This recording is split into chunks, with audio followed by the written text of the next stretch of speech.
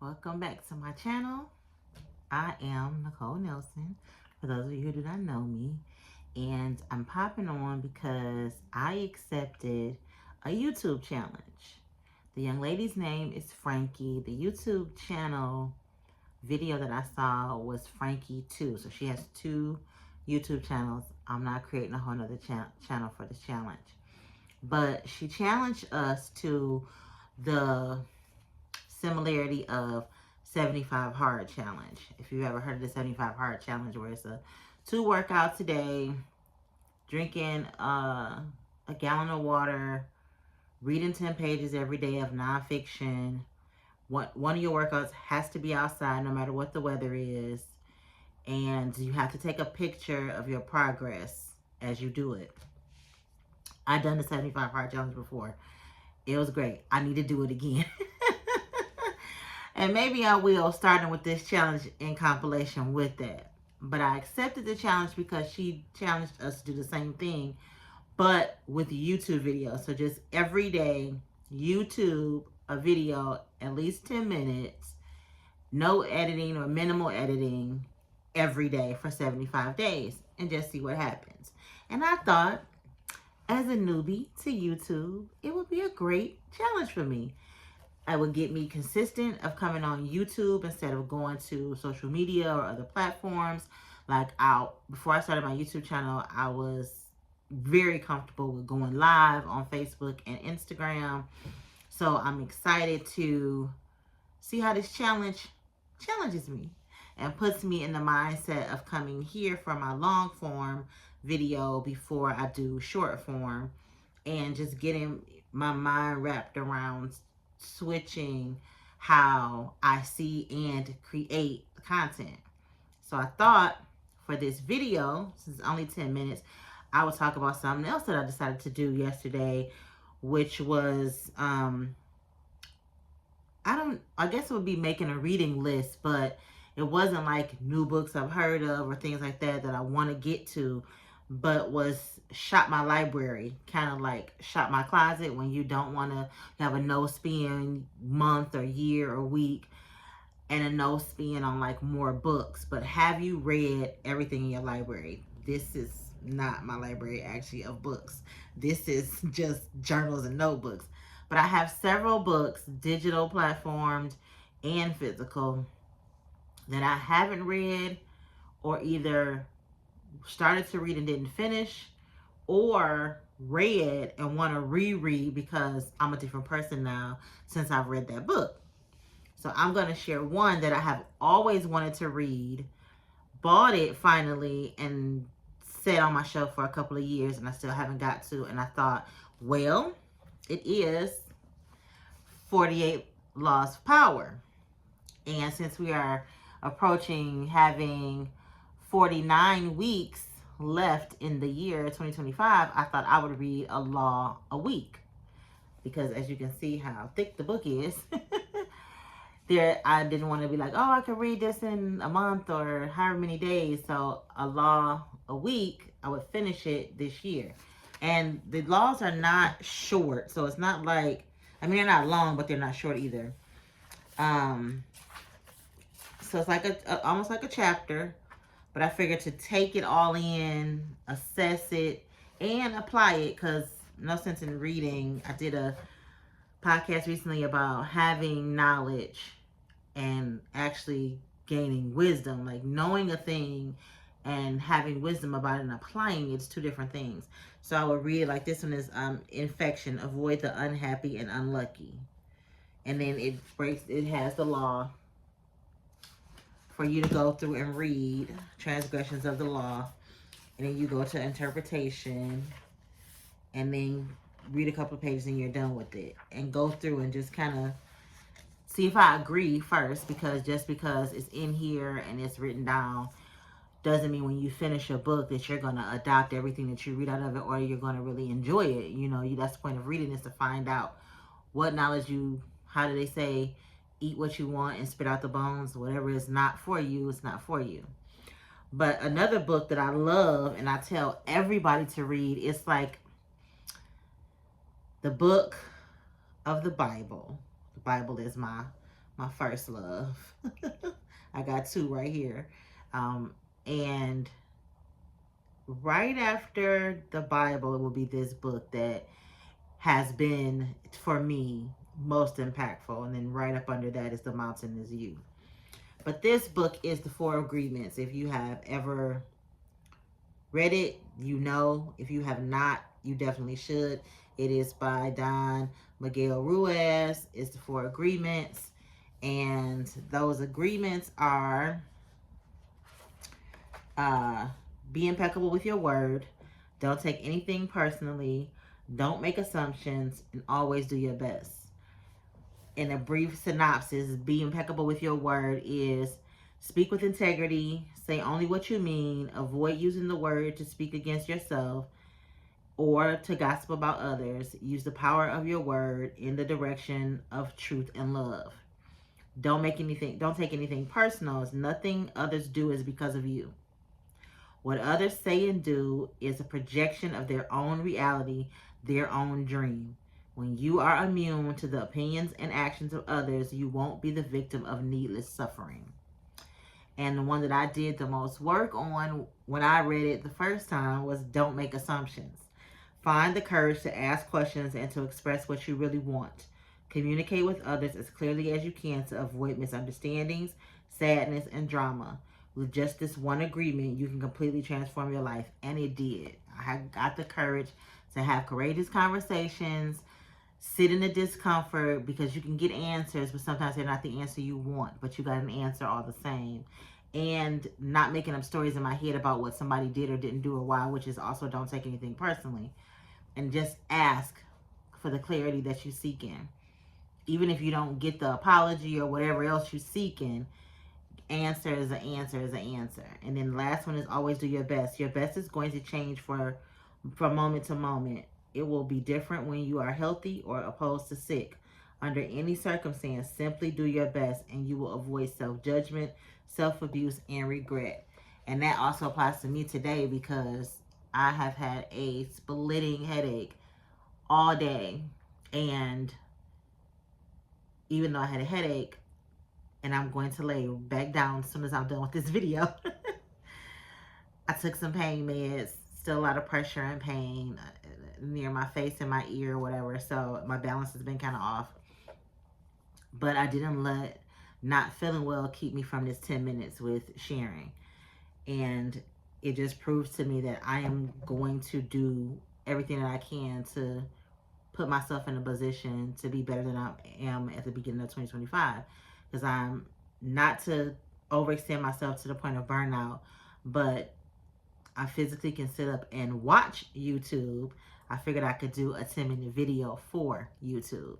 10 minutes versus a couple of hours is, I think, more than enough. So, with that, the other books I want to read are in the Don Miguel Ruiz collection and or family, because I think one of them is written by his son. But this one is the 5 levels of attachment. And I want to get this one in because, one, I'm studying psychology in school right now. I'm in college to get my bachelor's in psychology, and this is attachment styles is just something that's a part of that, and mother wounds and all the things that go with trauma and all that, which is what I coach people on, is overcoming childhood trauma. So this one is do you hold your beliefs or do your beliefs hold you?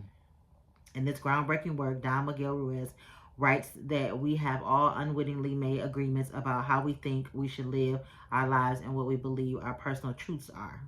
But what most of us do not realize is that each one of these agreements represents an attachment, a limiting filter on who we think we are and what our future could hold. The 5 levels of attachment provides you with a measuring stick to understanding how tied you are to any particular belief, idea, or opinion. Each level represents how controlled you are by your own particular way of thinking.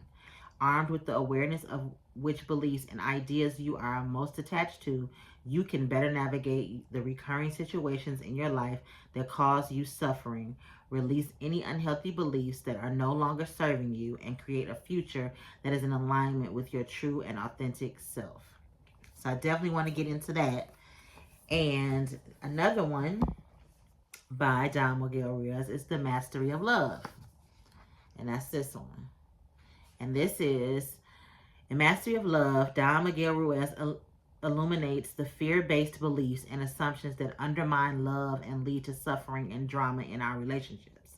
Using insightful stories to bring his message to life, Ruiz shows us how to heal our emotional wounds, recover the freedom and joy that are our birthright, and restore the spirit of playfulness that is vital to loving relationships.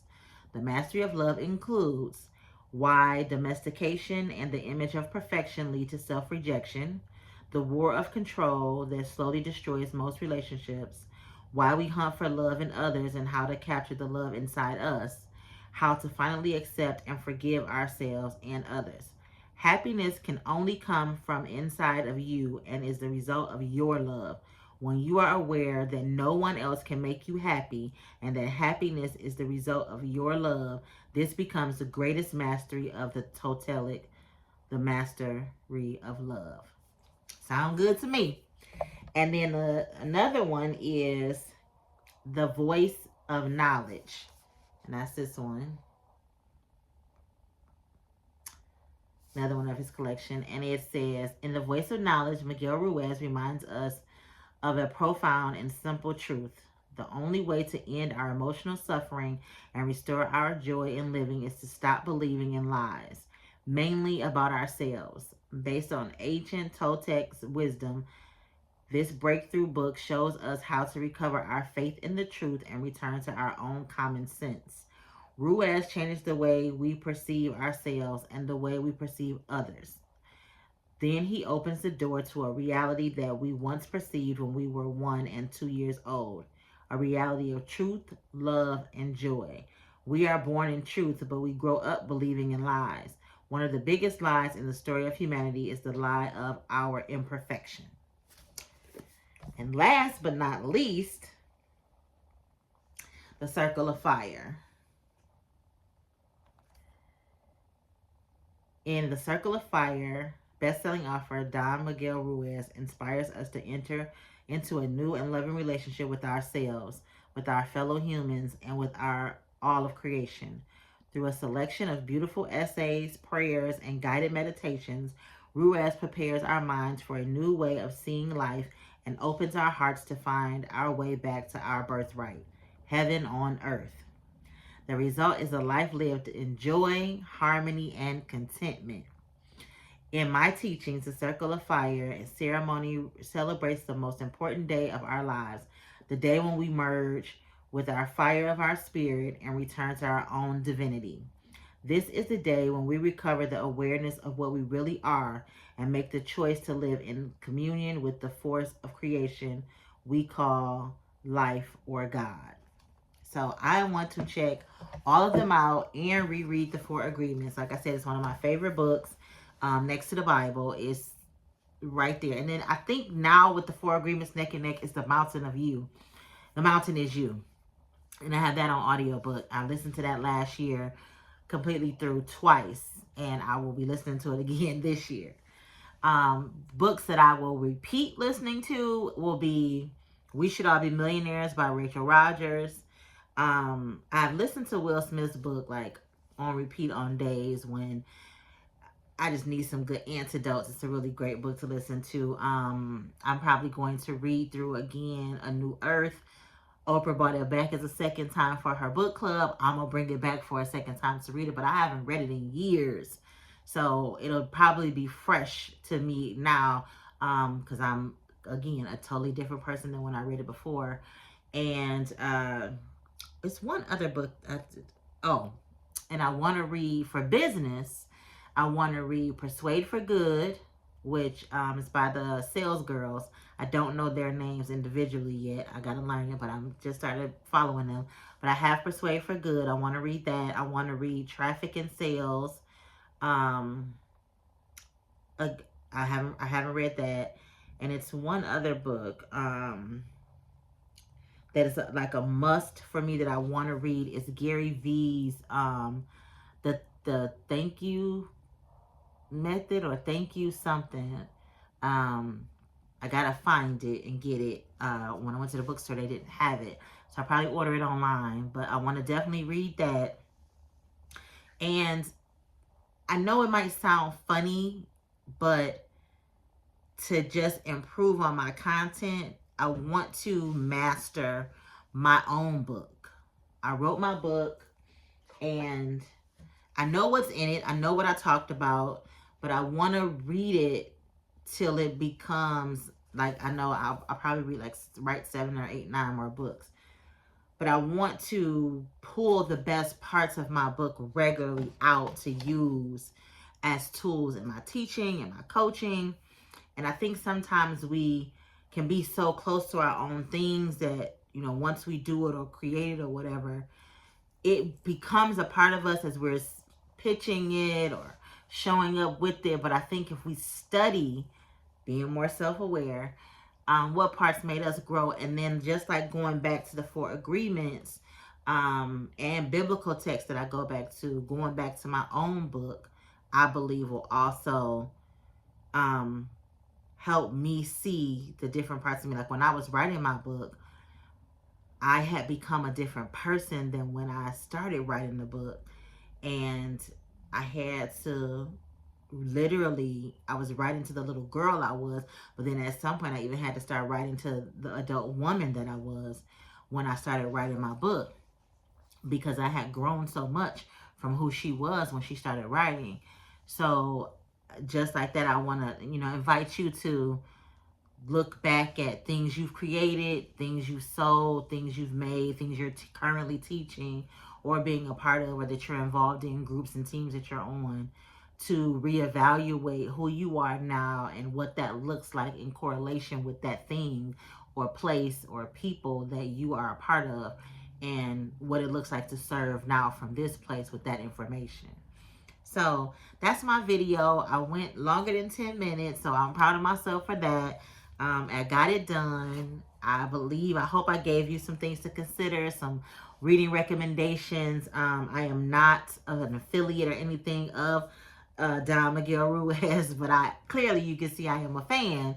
And hopefully I'll share some reviews about these books once I get on my journey. And this also gives me a place of accountability that I'll stick to reading what I said I read, because it's out here. So I'm hoping that that'll hold me accountable to make sure that I come back and share what I got from the other books besides the 4 agreements. Like I said, this is a lifelong on my nightstand book that I just refer to and grab all the time. But these other 4 books, I definitely want to see what they hold for me based on what they say they are. Some of them were gifts because I introduced the 4 agreements to somebody and they decided to buy all of his books after reading that, like I was a fan, and they gifted them to me too. So that always tells you what the impact would be like.